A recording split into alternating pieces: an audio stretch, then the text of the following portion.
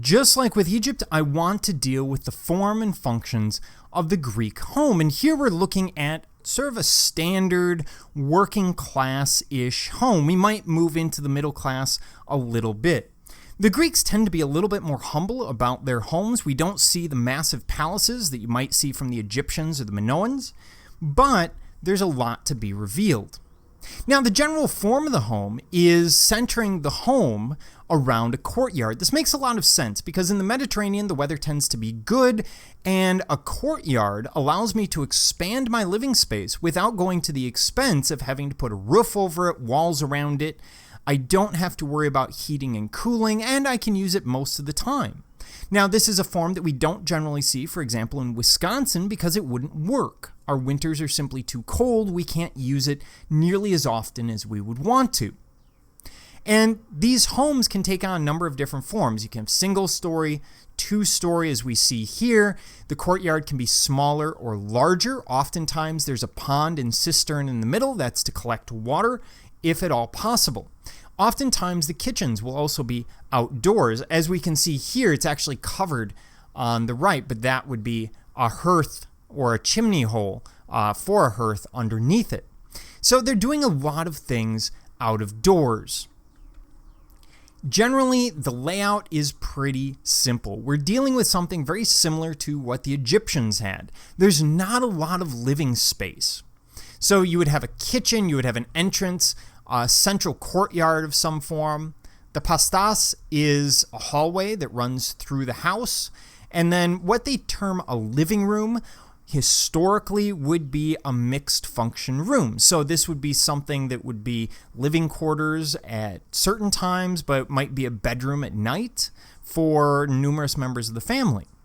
And these are very small homes, oftentimes small enough that if you live in a dorm room or a small apartment, you know what it feels like, except you have 3 generations or more living in the same space. So while it seems crowded, again, let me remind you that homes are very different. The function of homes is very different.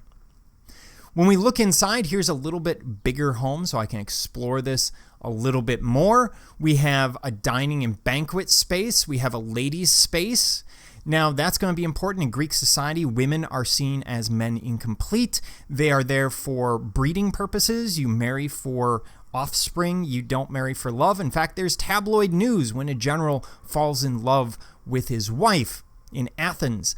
Now, Sparta's a different story, but this is generally for Athens. Women were meant to be seen and not heard, and preferably not even seen. There's going to be a kitchen on site as well as our central courtyard, which allows air into the space. That is the main function of the courtyard. Let air in and create a much larger living space. We would have something similar to a bedroom if you were quite wealthy. You'd have to be upper middle class. You'd have to be someone who's making 6+ figures per year to get to the point of a house like this. Houses are fairly uncommon. And they do have bathrooms, but bathrooms don't take on quite the same function as they do in modern day. You might have a tub in there, but basically it's a place to put your hygiene supplies. You might go in there to prepare for the day, but most people do that, especially in the lower classes, in their bedrooms or in the common room, that living room that can be used as a bedroom at night. As we look at decorations, there are a few things that they do. They will use mosaic, which is a picture or pattern produced by arranging small colored pieces of hard material.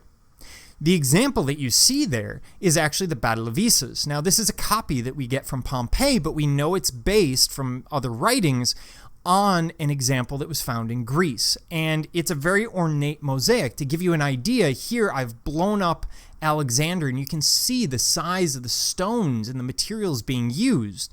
These are minute. We're talking in the order of millimeters across, and this would take an immense amount of time. You'd have to be quite wealthy to have a mosaic in your home. Simply the time situation would say that that has to happen. They will also fresco their rooms. Now, we don't have a lot of Greek fresco. Again, the environment didn't work well for it. Plus, Greece has gone through numerous transitions between empires, societies, and countries. And so we see houses destroyed. So we don't have a lot of fresco, but we do have them from tombs, which that's what you're seeing here, these examples. One is the tomb of the diving youth, which you see on the right. Another one is a tomb from Bulgaria from the Greek period, about the 4th century BCE. And they're working in fresco. This is true fresco. So what they're doing is they're painting on wet plaster. And the reason you do that is as the plaster dries, it will basically create a crystalline structure across the surface and permanently seal itself. It's almost indestructible unless you destroy the plaster itself. Now, the drawback of fresco is you have to paint in a very short period. The plaster has to be wet, and it's only 1 to 3 millimeters thick, so it only takes 3 to 6 hours to dry. So whenever you're looking at a fresco, you're looking at something that's been done very, very rapidly. And that's really the beauty of it. Now, we believe from tombs and other structures that the Greeks would have, in fact, decorated the interior of their homes with frescoes. What sort of frescoes? Well, we're not sure. We don't have a surviving Greek home, but we can go back to the Minoans, a previous society, and look at one of their rooms that was buried in volcanic ash, so we've preserved the fresco. And we see this image of the outdoors. Now, it makes a lot of sense. Look at this room. There are no windows. There's no big entries into the room. And so this would be a really dark space. At night, it would be lit by candles or oil lamps, both of which are inefficient, and they would darken the space further. So what they're doing is they're painting something of an outdoors scene. In this case, it's called the spring fresco at Thera. And they're doing this to open up the room, to make it more inviting, to make it a place that they're going to want to spend time in if they have to spend time there. Remember, they're not spending a lot of time in the home. They're spending it outside. But if they are in the home, they want it to be comfortable.